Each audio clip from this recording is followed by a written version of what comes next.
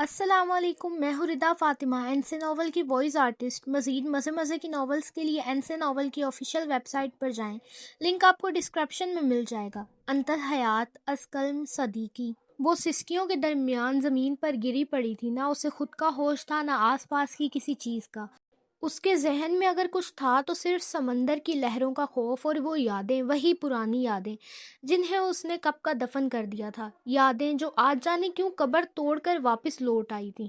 لہریں اب بھی شور کر رہی تھی جیسے اس کا مذاق اڑا رہی ہوں۔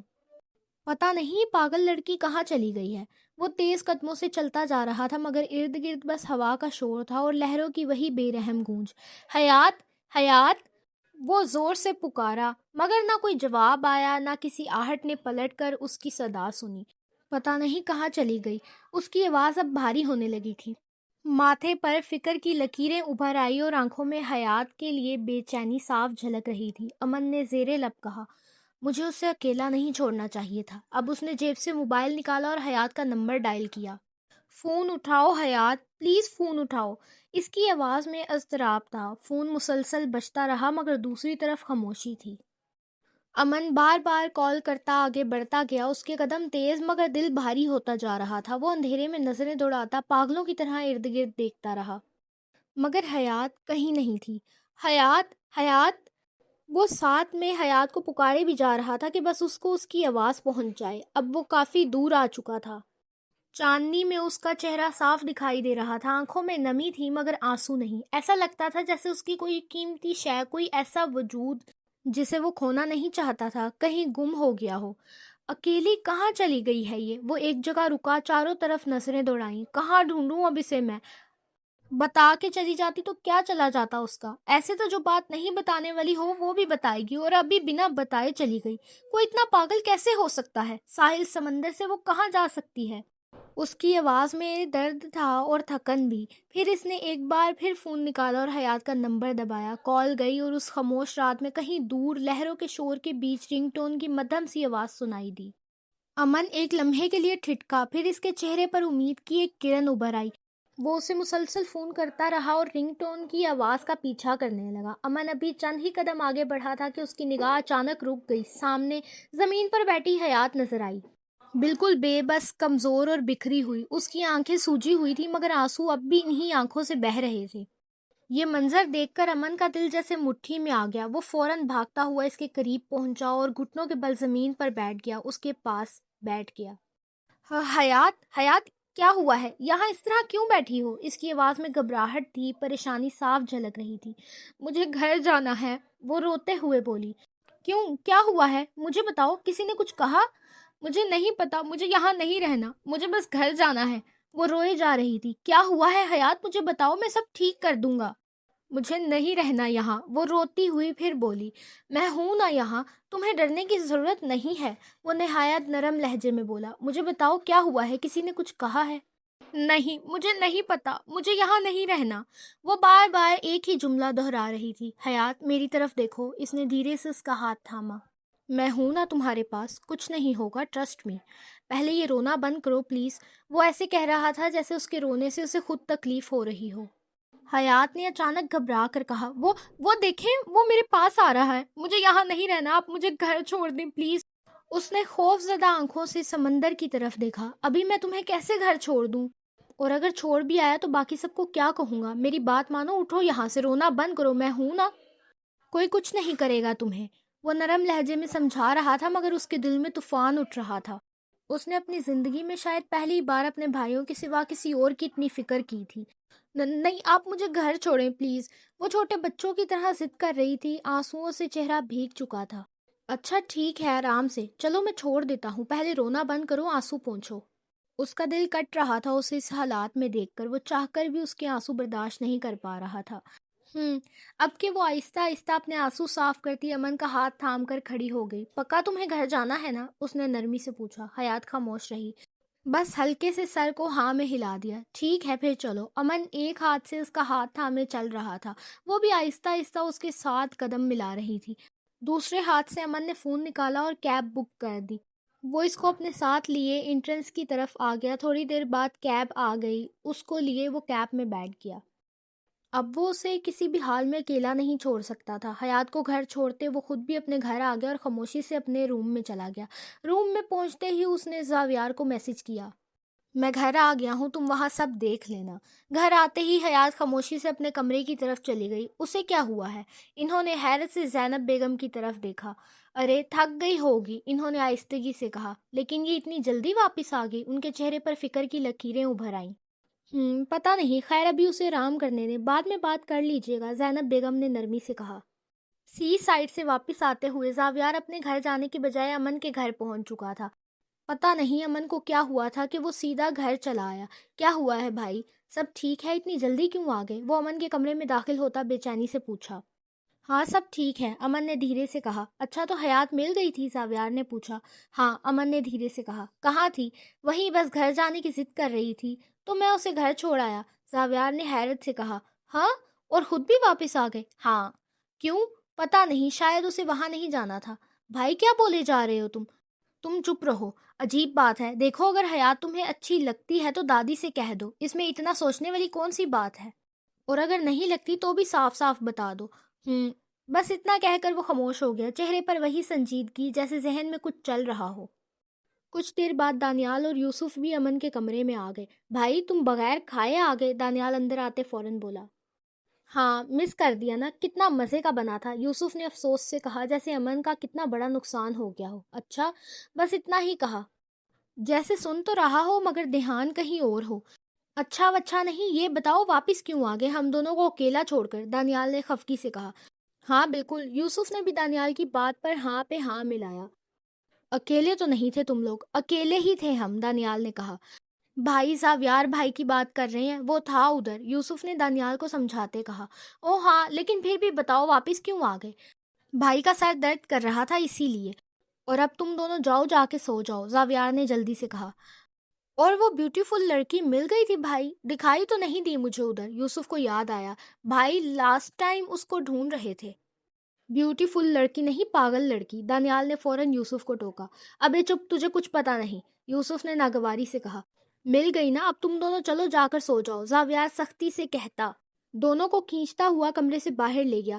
کیا بھائی عجیب، باہر آتے ہی دانیال جھنجھلا کر بولا۔ ہاں بہت عجیب، اب جاؤ اپنے روم میں دونوں۔ میں بھی اب گھر جا رہا ہوں، بھائی کے سر میں درد ہو رہا ہے تو انہیں سونے دینا، ان کے روم میں اب مت جانا، زاویار نے سختی سے کہا۔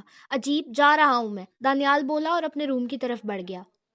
ایک تو بھائی کہیں بھی گھومنے جاتے ہیں ان کے سر میں درد ہو جاتا ہے، دن رات جو کام کرتے رہتے ہیں تب درد نہیں ہوتا، ہر ٹرپ پر بھائی کے سر میں درد ہو جاتا ہے، یوسف بھی بولا اور اپنے روم کی طرف بڑھ گیا۔ پاگل دونوں، زاویار نے دیکھا جب دونوں اپنے اپنے روم کے اندر چلے گئے تو وہ بھی اپنے راستے ہو لیا۔ حیات بیٹا اٹھو، آفس نہیں جانا آج، زینب بیگم نے ہمیشہ کی طرح پیار بھرے انداز میں کہا۔ کمبل کے اندر سے دبی دبی آواز آئی، نہیں حیات کو نہیں جانا۔ کیوں، چھٹی ہے آج؟ زینب بیگم نے پوچھا۔ نہیں، حیات کو نہیں پتا۔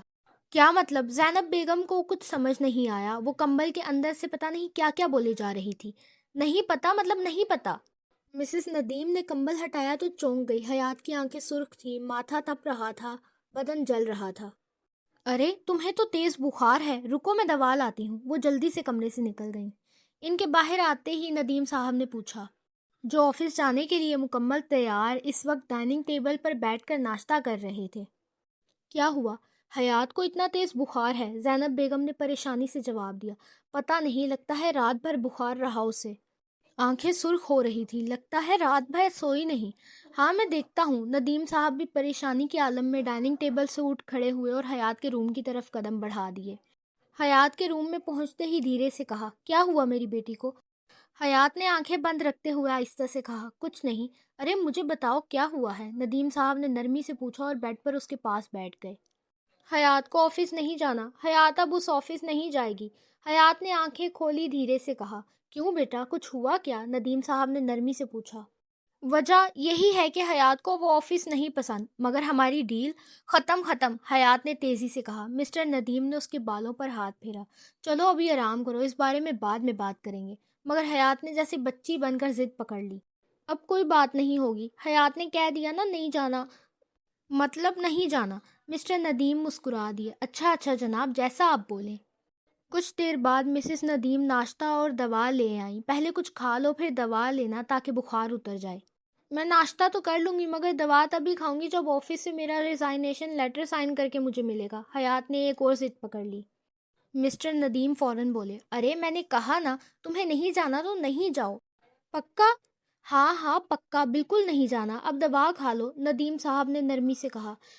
گڈ۔ وہ مسکرا کر ناشتہ کرنے لگی۔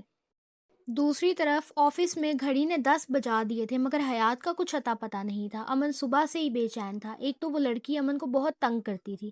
اس نے کال ملائی، فون کی گھنٹی بجتی رہی مگر دوسری طرف سے آواز کسی اور کی آئی۔ ہیلو، السلام علیکم انٹی، امن بول رہا ہوں۔ وعلیکم السلام بیٹا، بولو۔ حیات آفس کیوں نہیں آئی آج؟ بیٹا اس کی طبیعت ٹھیک نہیں ہے، بخار ہے، دوا کھا کر سو گئی ہے، امن نے ایک لمحہ چپ رہ کر کہا۔ اچھا ٹھیک ہے، اللہ حافظ۔ اس کے دل نے بے شمار سوال کیے مگر امن کی زبان نے ساتھ نہ دیا۔ وہ پوچھنا چاہتا تھا حیات اب کیسی ہے؟ کیا اسے بخار رات والے حادثے کی وجہ سے آیا ہے؟ کیا اس کا بخار اتر گیا؟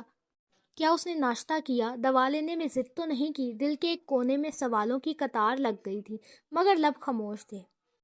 فون کے اس پار زینب بیگم کی مدھم سی آواز سنائی دی، ہاں بیٹا خیال رکھنا، اللہ حافظ۔ فون بند ہو گیا اور امن کا دل ڈوب گیا۔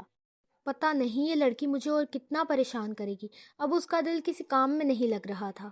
دفتر کی فائلیں، میٹنگز سب بے معنی لگنے لگیں۔ دفتر کی فائلیں اس کے سامنے بکھری پڑی تھی مگر ہر صفحے پر اسے حیات کا چہرہ دکھائی دیتا۔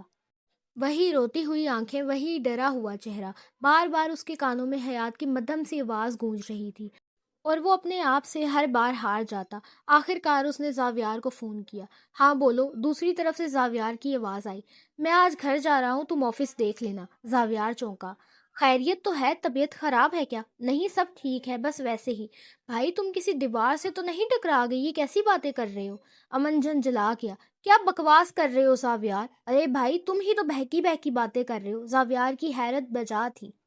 امن کبھی یوں اچانک آفس سے نہیں جاتا تھا۔ وہ صرف 2 صورتوں میں غیر حاضر ہوتا، یا تو طبیعت کی خرابی کے باعث یا اپنے بھائیوں کی کسی مجبوری کے سبب۔ اس کے علاوہ وہ ہمیشہ کام میں ڈوبا رہتا تھا۔ تو پھر آج اچانک؟ چپ رہو، میں جا رہا ہوں، جتنا کہا ہے اتنا ہی کرو۔ یہ کہہ کر امن نے فون کاٹ دیا۔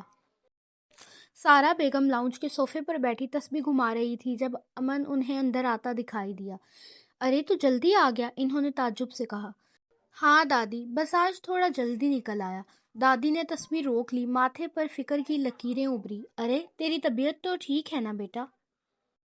ہاں ہاں دادی، بالکل ٹھیک ہوں، بس ذرا سا سر درد ہے اور ابھی میں اپنے کمرے میں جا رہا ہوں، بنانا شیک بھجوا دیں میرے کمرے میں۔ یہ کہہ کر وہ دھیرے دھیرے سیڑھیاں چڑھنے لگا۔ سارا بیگم نے اس کے پیچھے دیکھتے ہوئے آہستگی سے خود سے کہا، ارے اس کو کیا ہو گیا؟ شام کے دھندلکوں نے آسمان کو ہلکے نارنجی اور سیاہ رنگوں میں رنگ دیا تھا۔ ہوا میں خنکی تھی۔ امن نے آخر کار وہ فیصلہ کر لیا۔ عقل نے 1000 بار روکا تھا مگر دل نے آخر کار منا ہی لیا۔ آئینے کے سامنے کھڑے ہو کر اس نے اپنے کپڑوں کی سلوٹیں سیدھی کی، بالوں پر ہاتھ پھیرا اور ایک گہرا سانس لیا۔ چہرے پر سکون کا تاثر لانے کی کوشش کی مگر آنکھوں کے اندر کی ہچکچاہٹ چھپ نہ سکی۔ گھر سے نکلتے ہوئے اس نے سارا بیگم کو بتایا تک نہیں، بس اتنا کہا، دادی ذرا باہر جا رہا ہوں، دیر نہیں لگاؤں گا۔ راستے میں ایک پھولوں کی دکان کے سامنے رک گیا۔ سفید اور گلابی گلابوں کا ایک خوبصورت گلدستہ خریدا، ساتھ ہی ایک چھوٹی سی شاپ سے جوس اور کچھ میٹھا بھی لے لیا۔ سب کچھ اس نے محض فارمیلٹی کے طور پر خریدا۔ امن نے دروازے کے سامنے چند لمحے رک کر سانس لی۔ اس نے ہچکچاتے ہوئے بیل دبائی، 1 2 3 بار۔ دروازے کے پیچھے ہلکی سی آہٹ ہوئی اور پھر ہینڈل چڑچڑاہٹ کے ساتھ گھوما۔ دروازہ کھلا تو سامنے ایک ملائم لہجے والی بوڑھی ملازمہ کھڑی تھی۔ السلام علیکم صاحب، امن نے ہلکے سے مسکرا کر جواب دیا۔ وعلیکم السلام۔ ملازمہ نے ذرا غور سے اسے دیکھا، پھر پہچاننے کے انداز میں بولی، ارے آپ وہی ہیں نا، حیات بی بی کے باس؟ امن نے آہستہ سا سر ہلایا، جی میں ہی ہوں۔ اچھا، اندر آئیے صاحب، آئیے۔ وہ جلدی سے ایک طرف ہٹی اور امن آہستہ قدموں سے دہلیز پار کر گیا۔ ملازمہ اسے ڈائننگ روم میں لے آئی۔ آپ یہاں بیٹھیں، میں حیات بی بی کو بلاتی ہوں۔ امن نے مختصر سا ہوں کہا اور صوفے پر بیٹھ گیا۔ ملازمہ دروازے کے پار آ کر ذرا جھجکی، پھر آہستہ سے بولی، بی بی جی، وہ حیات بی بی کے باس آئے ہیں۔ زینب بیگم نے کہا، ہاں تو بٹھا دو انہیں اندر۔ جی بی بی جی، بٹھا دیا ہے، لیکن کیا؟ بی بی جی لگتا ہے وہ حیات بی بی کی طبیعت پوچھنے آئے ہیں۔ تو تو یہ کہ حیات بی بی ان سے ملیں گی کیا؟ زینب بیگم نے کہا، یہ سب تمہارا کام نہیں، تم جا کر چائے ناشتے کا انتظام کرو، باقی میں دیکھ لوں گی۔ جی جیسا آپ کہیں۔ ملازمہ فوراً چپ ہو کر کچن کی طرف بڑھ گئی۔ زینب بیگم آہستہ سے دروازہ کھول کر اندر آئیں۔ حیات بیڈ پر نیم دراز تھی، موبائل پر ریلز دیکھتے ہوئے بے فکری سے مسکرا رہی تھی۔ حیات اٹھو، اپنا حلیہ درست کرو اور فوراً نیچے آؤ۔ حیات نے چونک کر موبائل روکا۔ کیوں، کوئی آیا ہے کیا؟ ہاں، زینب بیگم نے مختصر سا جواب دیا۔ کون؟ امن آیا ہے۔ حیات کے ہاتھ سے موبائل چھوٹتے چھوٹتے بچا۔ کیا وہ؟ کیوں آئے ہیں وہ؟ ان سے جا کے کہہ دیں حیات ان کی شکل بھی نہیں دیکھنا چاہتی، وہ فوراً یہاں سے چلے جائیں۔ زینب بیگم نے خفگی سے کہا، چپ کر جاؤ حیات، ڈرامے مت کرو۔ ملازمہ بتا رہی تھی کہ وہ تمہارے لیے چاکلیٹ لایا ہے۔ یہ سنتے ہی حیات کے اندر جیسے بجلی سی دوڑ گئی۔ کیا چاکلیٹ؟ وہ تقریباً اچھل کر بیٹھی۔ ہاں، وہی کہہ رہی تھی۔ اچھا اچھا، آپ جائیں، حیات 2 منٹ میں آ رہی ہے۔ اور پھر چاکلیٹ کے لیے تو حیات کچھ بھی کر سکتی تھی۔ زینب بیگم کے لبوں پر ہلکی سی مسکراہٹ آئی۔ جلدی آؤ۔ اللہ حافظ، آپ سے ملتی ہوں کسی اور ایپیسوڈ میں۔ اپنا خیال رکھیے گا۔ آگے کے پارٹ کے لیے این سے ناول کو سبسکرائب کریں اور انتظار کریں۔